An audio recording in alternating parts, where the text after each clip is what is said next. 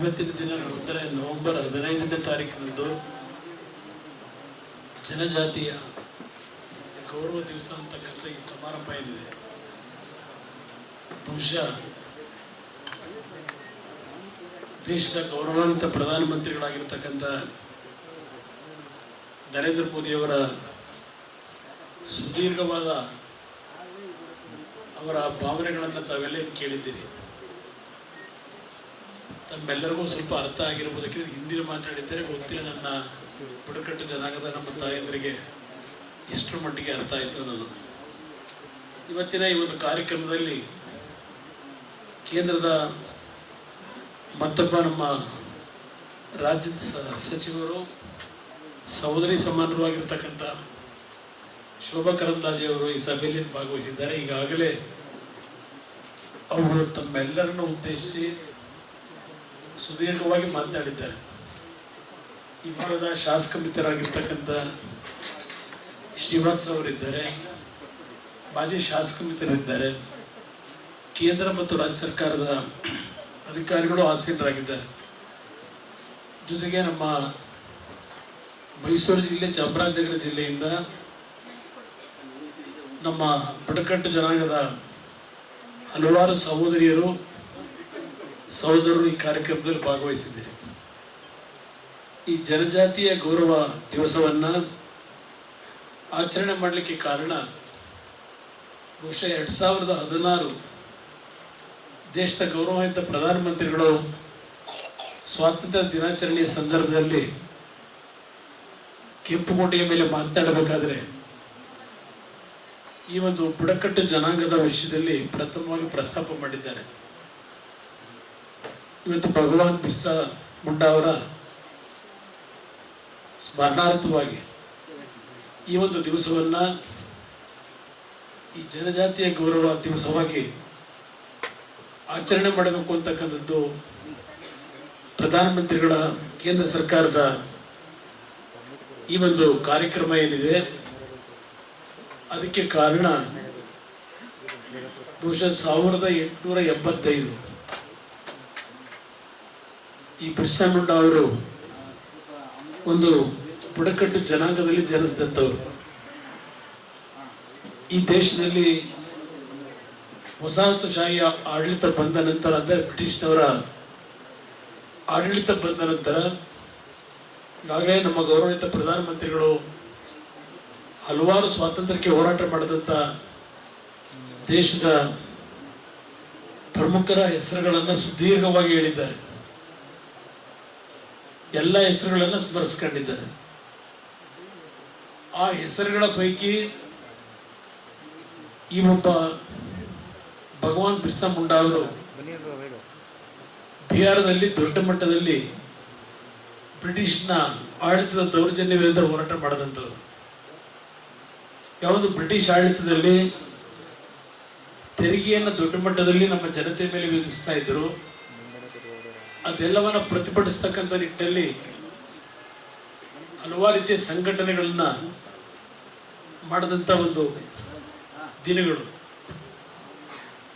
ನಂತರ ಹಲವಾರು ಸಂಘಟನೆಗಳನ್ನು ಕ್ರೋಢೀಕರಿಸಿ ಬ್ರಿಟಿಷ್ ಸಾಮ್ರಾಜ್ಯದ ವಿರುದ್ಧ ಅವರ ಹೋರಾಟ ಏನಿದೆ, 1900ನೇ ಇಸ್ವಿ ಅವರನ್ನ ಆ ಪ್ರತಿಭಟನೆಯ ಹಿನ್ನೆಲೆಯಲ್ಲಿ ರಾಂಚಿಯ ಒಂದು ಬಂದಿಖಾನೆಗೆ ಅವ್ರನ್ನ ಕಳಿಸ್ತಾರೆ.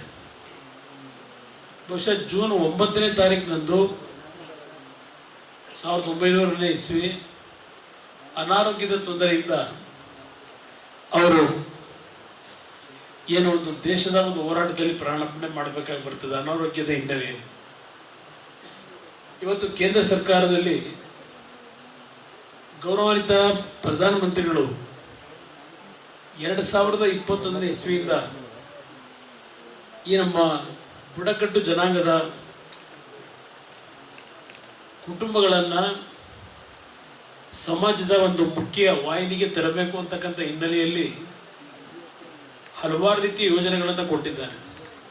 ಇವತ್ತು ಒಂದೇ ದಿನ ದೇಶದಾದ್ಯಂತ ಸುಮಾರು 6,600 ಕೋಟಿ ರೂಪಾಯಿಗಳ ವೆಚ್ಚದಲ್ಲಿ ನಿಮ್ಮ ಒಂದು ಬಡಾವಣೆಗಳ ರಸ್ತೆಗಳಿರ್ಬೋದು, ನಿಮಗೆ ವಾಸಕ್ಕೆ ಯೋಗ್ಯವಾದಂಥ ಮನೆಗಳನ್ನು ಕಟ್ತಕ್ಕಂಥದ್ದು ಇರ್ಬೋದು, ನಿಮ್ಮ ಕುಟುಂಬದ ಮಕ್ಕಳು ಶಿಕ್ಷಣವನ್ನು ಪಡೀಲಿಕ್ಕೆ ಸ್ಕಾಲರ್ಶಿಪ್ಗಳನ್ನು ಕೊಡ್ತಕ್ಕಂಥದ್ದು ಇರ್ಬೋದು, ರೆಸಿಡೆನ್ಷಿಯಲ್ ಶಾಲೆಗಳನ್ನು ನಿರ್ಮಾಣ ಮಾಡ್ತಕ್ಕಂಥದ್ದು ಏಕಲವ್ಯ ಹೆಸರಿನಲ್ಲಿ ರೆಸಿಡೆನ್ಷಿಯಲ್ ಶಾಲೆಗಳನ್ನು ಪ್ರಾರಂಭ ಮಾಡ್ತಕ್ಕಂಥದ್ದು ಅಷ್ಟೇ ಅಲ್ಲ, ಈ ದೇಶಕ್ಕೆ ಸ್ವಾತಂತ್ರ್ಯ ತಂದಂಥ ಈ ಬುಡಕಟ್ಟು ಜನಾಂಗದ ಹಲವರ ಮಾಹಿತಿಗಳನ್ನು ಇವತ್ತಿನ ಒಂದು ಯುವಕರಿಗೆ ಕೊಡಬೇಕು ಅಂತಕ್ಕಂಥ ಹಿನ್ನೆಲೆಯಲ್ಲಿ ಹಲವಾರು ಭಾಗದಲ್ಲಿ ಮ್ಯೂಸಿಯಂಗಳನ್ನು ಪ್ರಾರಂಭ ಮಾಡಿದ್ದಾರೆ. ಅವರು ಅದನ್ನೇ ಭಾಷಣದಲ್ಲಿ ಹೇಳ್ತಾ ಇದ್ರು ಯುವಕರಿಗೆ, ಆ ಮ್ಯೂಸಿಯಂಗಳಿಗೆ ತಾವು ಹೋಗಬೇಕು, ಇದೆಲ್ಲವನ್ನ ಹಿಂದೆ ಯಾವ ರೀತಿ ಒಂದು ದೇಶಕ್ಕೆ ಕೊಡುಗೆ ಇದೆ ನಮ್ಮ ಬುಡಕಟ್ಟು ಜನಾಂಗದ್ದು ಅಂತಕ್ಕಂಥ ವಿಷಯಗಳನ್ನು ನೀವೆಲ್ಲ ಕ್ರೋಢೀಕರಿಸಬೇಕು, ನೀವೆಲ್ಲ ಮೇಲೆ ಬರಬೇಕು ಮುಖ್ಯವಾಹಿನಿಯಲ್ಲಿ ಅಂತಕ್ಕಂಥದ್ದನ್ನು ಅವರು ಭಾಷಣದ ಒಟ್ಟಾರೆ ಸಾರಾಂಶ ಅವರು ಹೇಳಿರ್ತಕ್ಕಂಥದ್ದು. ಒಂದು ಉತ್ತಮವಾದಂಥ ಬದುಕನ್ನು ಇವತ್ತು ನಮ್ಮ ಬುಡಕಟ್ಟು ಜನಾಂಗಕ್ಕೆ ಕಟ್ಟಬೇಕು ಅಂತಕ್ಕಂಥದ್ದು ನರೇಂದ್ರ ಮೋದಿಯವರ ದೊಡ್ಡ ಕನಸಿದೆ. ಅದೆಲ್ಲವನ್ನು ಸರಿಯಾಗಿ ತಾವುಗಳು ಉಪಯೋಗ ಮಾಡ್ಕೋಬೇಕು ಅನ್ನೋದು ನನ್ನ ಅಭಿಪ್ರಾಯ. ನಾನು ಎಲ್ಲ ವಿಷಯಗಳನ್ನು ಹೇಳಲಿಕ್ಕೆ ಹೋಗೋದಿಲ್ಲ. ಇಲ್ಲಿ ಇವತ್ತು ನರೇಂದ್ರ ಮೋದಿಯವರನ್ನ ನಾವು ಅಭಿನಂದಿಸಬೇಕು. ಇವತ್ತು ಬುಡಕಟ್ಟು ಜನಾಂಗದ ಅವರ ಒಂದು ಸ್ಫೂರ್ತಿಗೆ ನಿಮ್ಮ ಭಗವಾನ್ ಬಿರ್ಸಾ ಮುಂಡಾ ಅವರ ಹೆಸರಿನಲ್ಲಿ ಈ ಒಂದು ದಿವಸವನ್ನು ಜನ್ಮೋತ್ಸವವನ್ನು ಆಚರಣೆ ಮಾಡ್ತಕ್ಕಂಥದ್ದೇನಿದೆ, ಜನೋತ್ಸವದ ಕಾರ್ಯಕ್ರಮವನ್ನು ಹಲವಾರು ರೀತಿಯ ಒಂದು ಯೋಜನೆಗಳನ್ನು ಇವತ್ತು ಕಾರ್ಯರೂಪಕ್ಕೆ ತರ್ತಾ ಇದ್ದಾರೆ.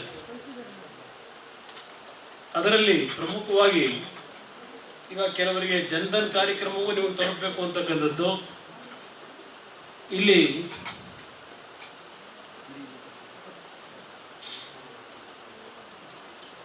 ಅವರು ಈ ಕನ್ನಡದ 12 ತಿಂಗಳಲ್ಲಿ ಏನು ಈ ಒಂದು ಕುಟುಂಬಗಳ ಏಳಿಗೆಗೆ ಕಾರ್ಯಕ್ರಮಗಳನ್ನು ನಾವು ಮಾಡಿದ್ದೇವೆ ಅಂತಕ್ಕಂಥ ಮಾಹಿತಿಗಳನ್ನು ಕೊಟ್ಟಿದ್ದಾರೆ.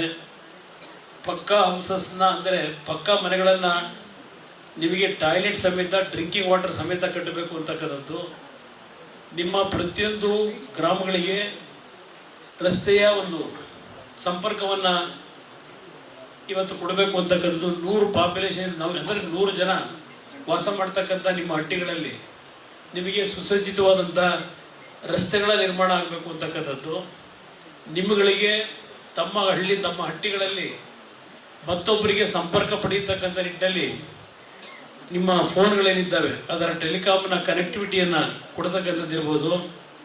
ಅದರ ಜೊತೆಗೆ ಸೋಲಾರ್ ಗ್ರಿಡ್ ಮುಖಾಂತರ ಯಾವ ಮನೆಗಳಿಗೆ ಇವತ್ತು ವಿದ್ಯುತ್ ಶಕ್ತಿ ಇಲ್ಲ ಅವರೆಲ್ಲರಿಗೂ ಇವತ್ತು ವಿದ್ಯುತ್ ಶಕ್ತಿಯನ್ನು ಸಂಪರ್ಕವನ್ನು ಕೊಡಬೇಕು ಅಂತಕ್ಕಂಥದ್ದು.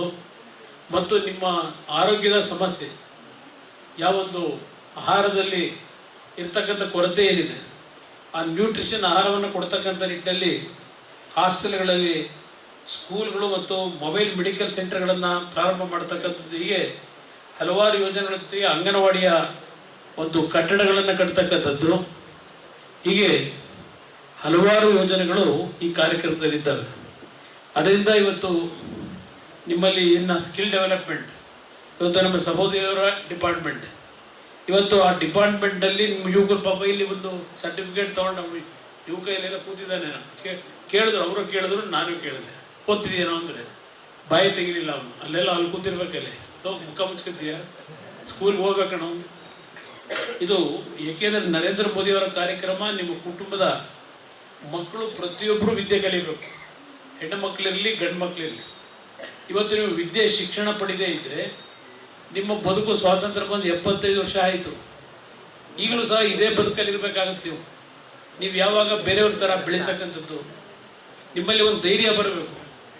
ಸ್ವಾತಂತ್ರ್ಯಕ್ಕೆ ಹೋರಾಟ ಮಾಡಿದಂಥ ಹಲವಾರು ವ್ಯಕ್ತಿಗಳ ಹೆಸರನ್ನು ಹೇಳ್ತಿದ್ರೆ ಇವತ್ತು ಬಿರ್ಸಾ ಮುಂಡಾ ಅವರ ಪ್ರತಿಮೆಯನ್ನು ಅನಾವರಣ ಮಾಡಿ ಪ್ರಧಾನಮಂತ್ರಿಗಳು ಗೌರವ ಕೊಟ್ಟಿರ್ತಕ್ಕಂಥದ್ದು ನಿಮ್ಮ ಸಮಾಜಕ್ಕೆ ಅಂತಕ್ಕಂಥದ್ದನ್ನು ತಾವು ಯಾರು ಮರಿಬಾರದು ಅಂತಕ್ಕಂಥ ಈ ಸಂದರ್ಭದಲ್ಲಿ ನಾನು ಹೇಳ್ತಕ್ಕಂಥವ್ರ ಮುಖಾಂತರ ಏಕಲವ್ಯ ಮಾಡೆಲ್ ರೆಸಿಡೆನ್ಸಿ ಸ್ಕೂಲ್ಗಳು ನಿಮಗೋಸ್ಕರಲೇ ಕೇಂದ್ರ ಸರ್ಕಾರದಿಂದ ಮಾಡಿರ್ತಕ್ಕಂಥದ್ದು.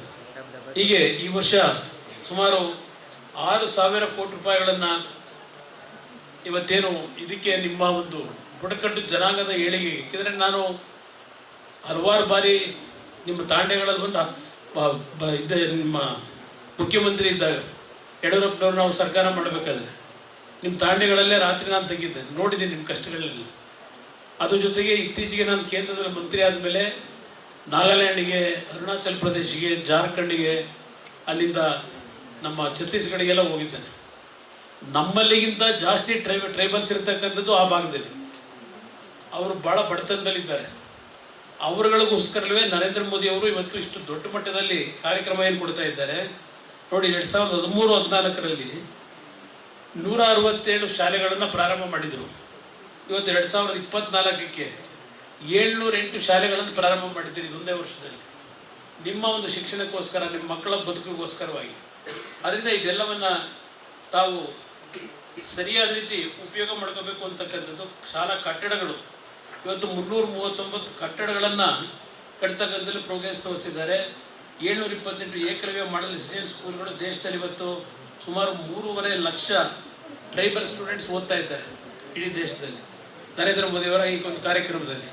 ಇದೆಲ್ಲವನ್ನು ತಾವು ಉಪಯೋಗ ಮಾಡ್ಕೊಳ್ಳೋದ್ರ ಮುಖಾಂತರ ನರೇಂದ್ರ ಮೋದಿಯವರ ಒಂದು ಕನಸೇನಿದೆ, ಈ ದೇಶದಲ್ಲಿ ಪ್ರತಿಯೊಬ್ಬ ಪ್ರಜೆ ಇವತ್ತು ಅವನಿಗೆ ಸರಿಸಮಾನವಾದಂಥ ಬದುಕು ದೊರಕಬೇಕು. ಅವನಿಗೆ ಬದುಕಿನಲ್ಲಿ ಏರುಪೇರುಗಳಿರಬಾರದು. ಇವತ್ತು ಕೆಲವು ಶ್ರೀಮಂತರಿಗೆ, ಕೆಲವು ಬಡವರು ಅಂತಕ್ಕಂಥದ್ದು ನಾವೇನು ಕಾಣ್ತೇವೆ. ಎಲ್ಲರೂ ಸರಿಸಮನಾಗಿ ಇವತ್ತು ಸಾಮಾಜಿಕ ನ್ಯಾಯ ದೊರಕಬೇಕು ಅಂತಕ್ಕಂಥದ್ದು ಅವರ ಕನಸೇನಿದೆ. ಅವರ ದೂರದೃಷ್ಟಿಯನ್ನು ತಾವೆಲ್ಲ ಇವತ್ತು ಸದ್ಬಳಕೆ ಮಾಡ್ಕೊಳ್ಳಿ. ನಿಮ್ಮ ಕುಟುಂಬಗಳು ಆರ್ಥಿಕವಾಗಿ ಮೇಲೆ ಬರ್ಬೋದು. ಸ್ವಂತ ಉದ್ಯೋಗ ಮಾಡ್ತಕ್ಕಂಥದ್ದಕ್ಕೆ ಸರ್ಕಾರದಿಂದ ನಿಮಗೆ ಹಲವಾರು ರೀತಿ ದೊಡ್ಡ ಮಟ್ಟದಲ್ಲಿ ಆರ್ಥಿಕ ನೆರವು ಸಿಗುತ್ತೆ. ನೀವು ತಯಾರು ಮಾಡ್ತಕ್ಕಂಥ ಪದಾರ್ಥಗಳನ್ನು ಮಾರಾಟ ಮಾಡ್ತಕ್ಕಂಥದ್ದಕ್ಕೆ ಸರ್ಕಾರವೇ ಜವಾಬ್ದಾರಿಯನ್ನು ತೆಗೆದುಕೊಳ್ತಕ್ಕಂಥದ್ದಕ್ಕೆ ನರೇಂದ್ರ ಮೋದಿಯವರು ಈಗಾಗಲೇ ಕಾರ್ಯಕ್ರಮ ಕೊಟ್ಟಿದ್ದಾರೆ. ನೀವು ಪದಾರ್ಥವನ್ನು ತಯಾರು ಮಾಡಿ ಮಾರಾಟ ಮಾಡಲಿಕ್ಕೆ ಆಗೋದಿಲ್ಲ ಅಂತಕ್ಕಂಥದ್ದು ನಿಮ್ಮ ಮನಸ್ಸಿನಿಂದ ತೆಗೆದುಹಾಕಬೇಕಾಗ್ತದೆ.